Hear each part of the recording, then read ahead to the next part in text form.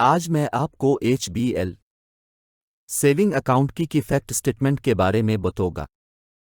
پہلا سوال ذہن میں آتا ہے کہ فیکٹ سٹیٹمنٹ کیا ہے؟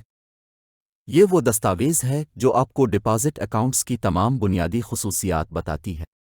مثال کے طور پر اکاؤنٹ کی قسم کیا ہے؟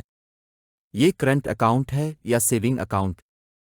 اس اکاؤنٹ پر منافع ادا ہوتا ہے یا نہیں؟ منافع کی شرح کیا ہے؟ منافع کب ادا کیا جائے گا؟ کم از کم کتنا بیلنس ضروری ہے؟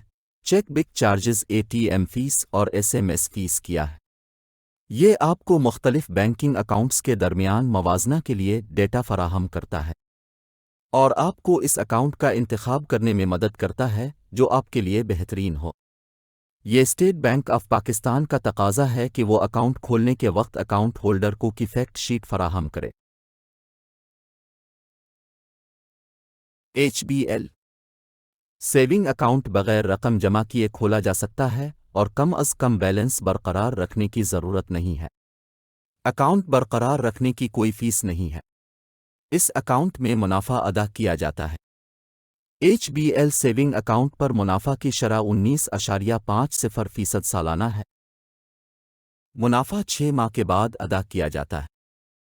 اگر آپ 1 لاکھ جمع کرتے ہیں تو آپ کو HBL سیونگ اکاؤنٹ پر 9,750 پرافٹ 6 ماہ کے بعد ملے گا۔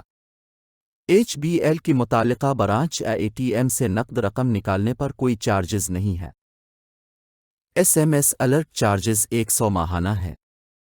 پیپاک ATM کارڈ کے چارجز 1,400 اور ویزا کارڈ ATM کے چارجز 2,100 ہیں۔